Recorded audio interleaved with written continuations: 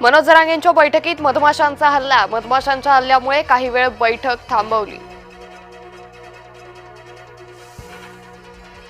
लक्ष्मण हाकेंसंदर्भात कथित audio clip viral. हाकेंना पैशांची offer दिल्याचा उल्लेख. हाकेंनी ड्रायव्हरचा यूपीआय नंबर दिल्याचंही नमूद. पंतप्रधान मोदी आज देशाला संबोधित करणार. जीएसटी सुधारणांबद्दल माहिती देण्याची शक्यता.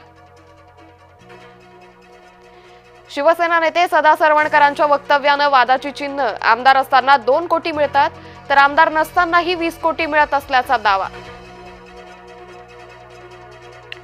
परमेश्वरानं उपकार केले, आम्हाला आरक्षण दिलं नाही. केंद्रीय मंत्री नितीन गडकरींच्या वक्तव्याची चर्चा.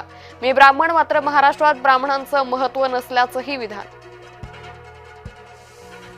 काँग्रेसची संविधान सत्याग्रह यात्रा 28 सप्टेंबरपासून. तुषार गांधी, हर्षवर्धन सपकाळ करणार यात्रेचं नेतृत्व. नागपूरच्या दीक्षाभूमीपासून होणार सुरुवात. महाराष्ट्रातील आणखी हत्ती गुजरातच्या वनतारात जाण्याची शक्यता. दोडामार्गमधील हत्तींना जेरबंद करून वनताराला पाठवणार. वनमंत्र्यांनी हिरवा कंदील दिल्याची केसरकरांची माहिती. उपमुख्यमंत्री एकनाथ शिंदेंचं एक्स खातं रिकव्हर. शिंदेंचं एक्स खातं झालं होतं हॅक. पाकिस्तान तुर्कीचे दिसत होते व्हिडिओ.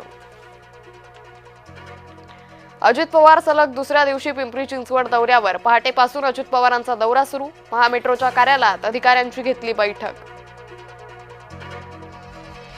सोनी पिक्चर्सच्या मॅच संदर्भातील जाहिरातीवरून वाद. मॅच संदर्भात भारतीयांना डिवचणारी जाहिरात केल्याचा अखिल चित्रेंचा आरोप.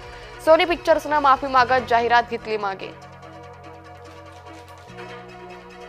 कुंभमेळा समित्यांमध्ये स्थान न मिळाल्यानं साधू महंतांची नाराजी. समित्यांची पुनर्रचना करण्याची मागणी.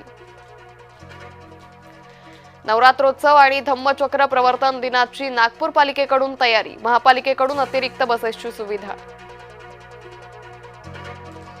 चांदवड तालुक्यातील वडबारे गावात ढगफुटी सदृश पाऊस. मातीसह शेतमाल वाहून गेला. शेतकऱ्यांचं मोठं नुकसान.